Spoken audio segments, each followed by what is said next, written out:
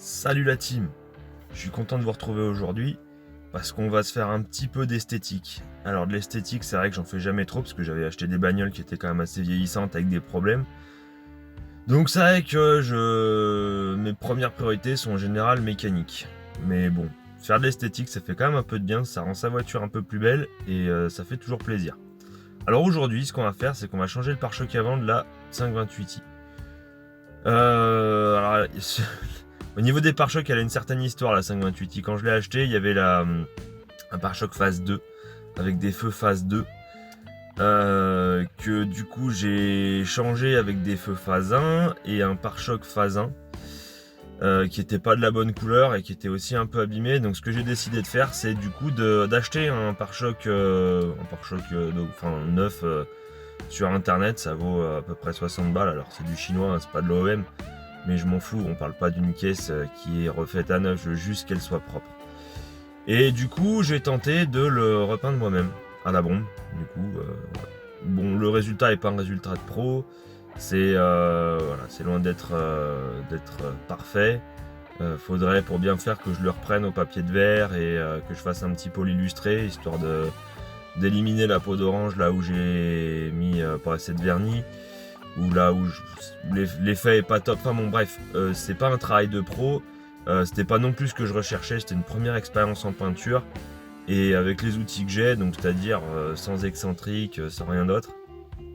Et surtout, c'était un résultat que je voulais plus propre que ce qu'il y a déjà.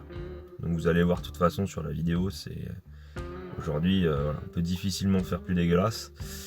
Donc l'idée, voilà, c'est de le changer, de le remonter et je l'améliorerai par la suite puisque de toute façon au niveau du support de plaque, c'est pas un support de plaque qui va avec la voiture puisque vu que moi c'est une phase 1, il y a un liseré de chrome qui doit courir le long des deux supports, enfin des deux petites garnitures sur le pare-choc et aussi du coup sur le support de plaque. Donc ça va pas être du tout quelque chose qui va être parfait à l'issue, je veux juste que ce soit un peu plus propre et que ça ait un tout petit peu plus de gueule. Donc voilà, tous ceux qui me diront ouais mais bon ton boulot il est dégueulasse, ouais c'est sûr que c'est pas du boulot de pro, je suis d'accord avec vous, c'est vraiment un essai pour moi, quitte à ce que je le reprenne après, mais je veux vraiment me faire la main pour essayer d'avoir un petit peu plus d'autonomie en peinture. J'essaie pas du tout de m'improviser carrossier parce que c'est un vrai métier avec des vraies heures de travail, c'est pour ça que ça coûte cher, mais par contre voilà, si je peux essayer, j'essaye. Donc cette vidéo du coup ça va être juste un timelapse que je vais essayer de faire de façon à ce que je puisse vous décrire en voix off ce que je fais pendant le timelapse. Et puis à la fin on verra un peu la gueule que ça a, ce que ça donne et puis on se fera un petit bilan. Et c'est parti. Donc voilà avant. Donc on commence par enlever les baguettes du pare-choc. Enfin le plus simple c'est clipser, il y a juste à y enlever, à tirer un peu dessus en faisant attention à ne rien casser. Concernant le support de plaque, il faut d'abord dérifter la plaque. Donc là, vous prenez une petite perceuse, vous enlevez les rivets. Et ensuite, il y a deux petites attaches qui s'enlèvent avec un tournevis. Donc vous pouvez les enlever et elles fixent la plaque au pare-choc. Une fois qu'on a fait ça, vous pouvez vous attaquer à enlever toutes les petites attaches rapides, là, les petits machins en plastique. Alors moi, je tire en général le petit téton avec une pince coupante. Donc ça me permet de bien le saisir et de le tirer. Et après, avec un tournevis, j'enlève les autres, j'enlève la partie du rivet plastique là. Ensuite j'enlève toutes les caches qui sont au niveau des entrées d'air. Et on va aller s'occuper d'enlever les petits anti-brouillards. Alors pour les caches ils n'étaient pas fixés, donc du coup j'ai pas eu d'emmerde, j'ai juste eu à les tirer. Les anti-brouillards de mémoire, c'est deux vis en 8, deux écrous en 8 à enlever. Donc vous pourrez les débrancher derrière, voilà. Ensuite, il y a un temps de lever la voiture. Donc sur cette voiture, ce qui est vachement pratique, c'est que vous pouvez vous prendre, il y a une prise qui est vraiment au milieu. On enlève les deux roues. Il n'y a pas besoin d'enlever les quatre, vous enlevez les deux roues avant. Donc c'est du 17 pour information. Hop là, je pose la voiture sur chandelle. Voilà, ça c'est fait. Allez, c'est parti, on vire les roues. On peut voir l'assistante qui vient de passer d'ailleurs.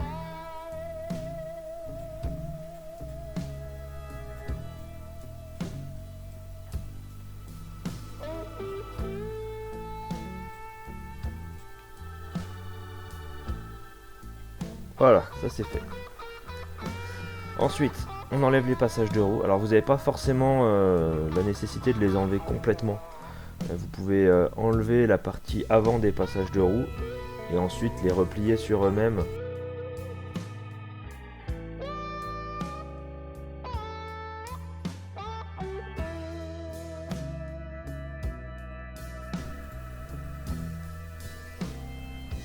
Le passage de roue de l'autre côté.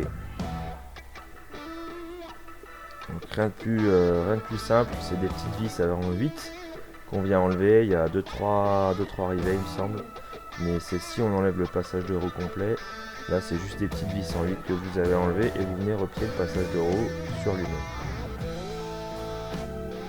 Voilà, c'est ce que vous voyez que je suis en train de mettre en place. Voilà. Ensuite, on a une petite vis qui fixe le pare-choc. C'est du 10. Donc cette vis elle est derrière le passage de roue. Quand vous regardez au niveau de la jonction entre le pare-choc et l'aile, vous avez juste à la défaire. Elle maintient vraiment le pare-choc collé contre l'aile. Donc c'est pas une vis de réglage, c'est vraiment une vis de fixation. Une fois qu'on a fait ça, vous pouvez lever le capot et on va enlever les deux feux avant. Donc là il y a 4 vis, il y en a 2 en 10 de mémoire et 2 en 7 ou en 8 en haut. Donc les 2 en 10 elles sont en bas, les 7 ou 8 elles sont en haut.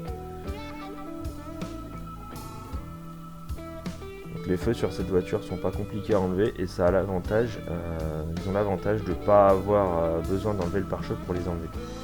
Voilà. Et le pare-choc, une fois que vous avez fait ça, il vient tout seul. Vous récupérez le joint de l'ancien pare-choc. Là j'étais en train de checker le câblage pour les anti-brouillards parce que c'était des phases 2 qui avaient été montées sur ma voiture phase 1. Donc ils ont bougé les prises, ils ont changé les prises, ils ont coupé les prises d'origine pour mettre des cosses. Donc moi là j'étais en train de regarder comment j'allais faire, sachant que aujourd'hui j'ai racheté les prises d'origine et que je vais remonter sur les anti-brouillards du coup phase 1. Et ça ce sera dans une autre vidéo. Donc là je prends mon joint, je les nettoie un petit peu et je viens le remonter sur le nouveau pare-choc. C'est pas très compliqué, mettez un peu de VD40, ça permettra de le glisser plus facilement dedans. Je mets du VD40 dessus pour que ce soit plus simple. Hop. Donc je le mets en place directement dans son carton.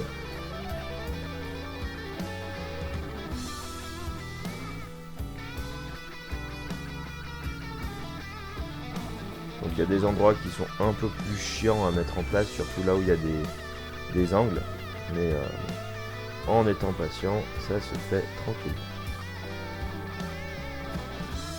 Allez. Je prends mon pare-choc, je le mets en place. Donc vous verrez sur les côtés du pare-choc, il y a vraiment des espèces de rails. Donc ça se met en place facilement s'ils sont pas cassés. Moi les deux que j'avais eu avant de pare-choc étaient cassés. Donc du coup ça se mettait pas si facilement que ça en place, mais là c'est nickel. Ça rentre tout seul comme papa dans maman. Là je viens remettre mes deux petites vis qui fixent l'aile au pare-choc. Donc mes deux petites vis en vis, histoire qu'il n'y ait plus rien qui bouge.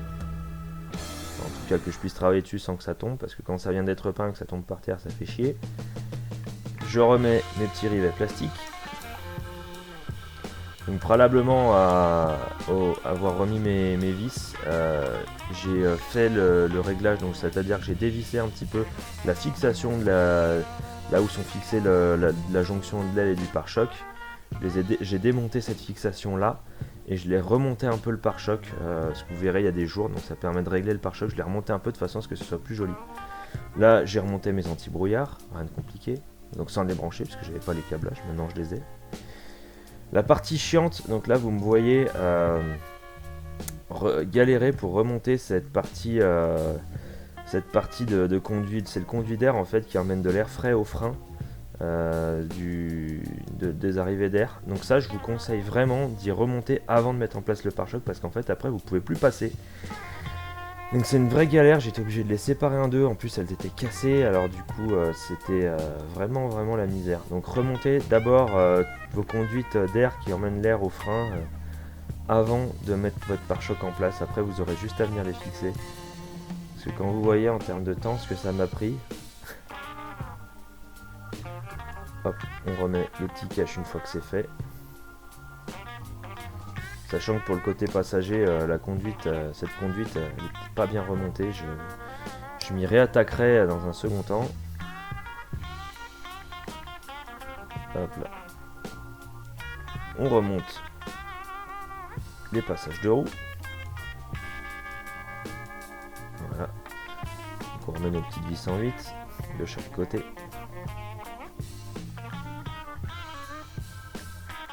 J'en profite pour nettoyer un peu les phares.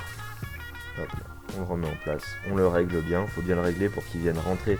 Vraiment que la paupière de phare vienne rentrer dans l'aile. Vous avez un petit téton qui vient rentrer dans l'aile et fixer la paupière de phare. Parce qu'avant moi elle n'était pas fixée et elle se baladait sur les côtés. On avait l'impression que la voiture elle avait pris un lion. Ça faisait juste pas beau du tout. Donc là j'en profite pour bien les régler.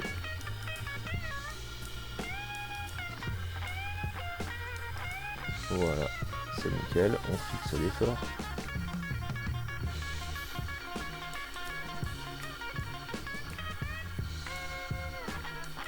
Et on remet les baguettes.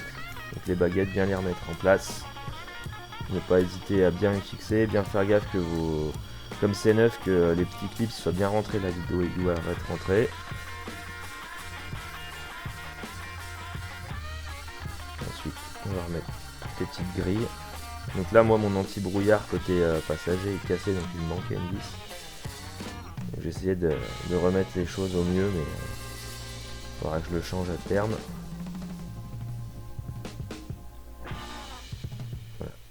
N'oubliez pas les petites attaches en métal là, qui vous permettent de mettre les vis. Moi j'avais oublié de les mettre et vous voyez que du coup pour pour les anti-brouillards, j'ai dû les chercher sur mon ancien pare-choc et les mettre sur mon nouveau. Donc les oubliez pas, sinon quand il va falloir que vous refixiez vos anti-brouillards, vous allez vous retrouver comme des cons. Donc pareil hein, pour le côté conducteur.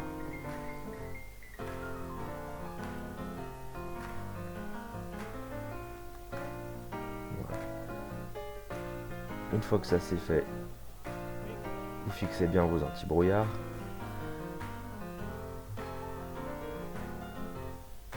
Vous remettez bien à la suite de ça toutes les petites grilles. Hop, et voilà. Donc il y a une façon très spécifique de les fixer en haut. J'ai pas encore compris comment c'était fait, mais je vais en racheter d'autres. Parce que les miennes elles sont peintes en plus, elles sont un peu abîmées et peintes, celle du milieu est cassée, donc je vais en racheter, c'est pas pour le prix que ça coûte.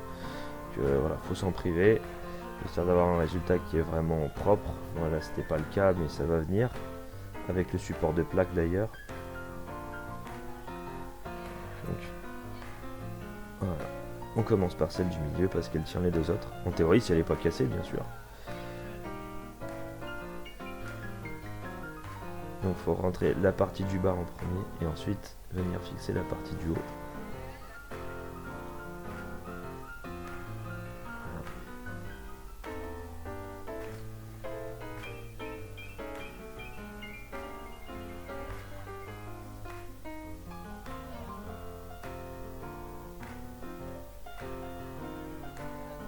On met les deux autres. Et c'est terminé.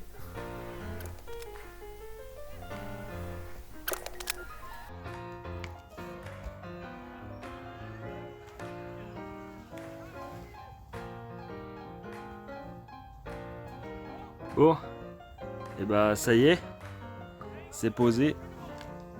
Alors,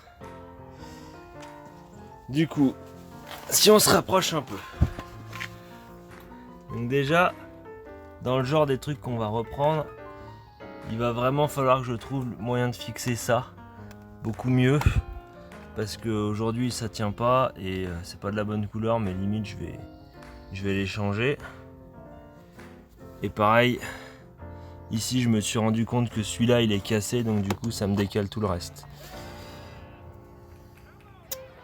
Reprendre aussi les anti-brouillards, mais bon c'est pas tellement la priorité. Le gros du job, il va être de changer le support de plaque hein, pour qu'on puisse avoir le support d'origine avec le liseré de chrome qui tourne ici, et puis remplacer aussi ces chromes là parce qu'ils avaient été peints et j'ai essayé de les rattraper, mais bon. Voilà. Et puis la peinture, du coup voilà, on est sur un un vernis, j'ai juste vernis, j'ai pas fait de poli illustré. Donc bon, ici ça se voit pas trop, mais c'est vrai qu'il y a quand même une grosse peau d'orange. C'est la première que je fais, donc en soi, bon, je m'attendais pas à un résultat au top. Mais voilà, bon, même là on voit des petites différences de peinture, mais bon, ça fait toujours presque un peu plus propre que ce que c'était, même s'il faut que je rehausse un peu ça. Ensuite, bon bah là on peut voir qu'il y a quand même, vous les verrez peut-être pas, mais moi je les vois, des petites coulures ici. Et puis là clairement j'ai mal appliqué mon vernis, j'en ai pas mis assez. Peut-être qu'un pôle illustré pourra me le récupérer, je sais pas, à voir. Et puis après voilà, il y a pareil, ce support là, il faudra le changer parce que là la tâche elle est naze. Donc du coup ça ressort, mais dans l'ensemble, bon, la voiture est pas encore lavée, je vais juste la laver maintenant. Dans l'ensemble c'est quand même un peu plus propre, je commence à arriver petit à petit à ce que je veux. Tout doucement, c'est-à-dire une 528i 39 qui ressemble le plus possible à l'origine.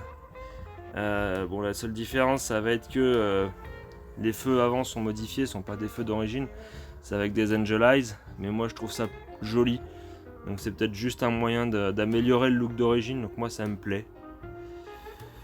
Donc voilà, dans l'ensemble, bon, le résultat est pas forcément à la hauteur de celui que j'attendais, mais bon, je suis conscient que c'est pas non plus quelque chose qui est fini. Donc maintenant il faut que je vois comment je m'organise pour le reste. Je vais déjà laver la voiture et puis on verra pour la suite. Si vous avez aimé ma vidéo, merci de me suivre. Je vous invite à regarder celles qui sont déjà sur la chaîne et puis celles qui vont pas tarder à arriver, j'espère dans peu de temps. Et puis moi il me reste plus qu'à vous dire à la prochaine. On se retrouve la prochaine fois pour, je sais pas, je pense que ce sera peut-être des roulements ou les cardans de la Jaguar. À vérifier. Salut!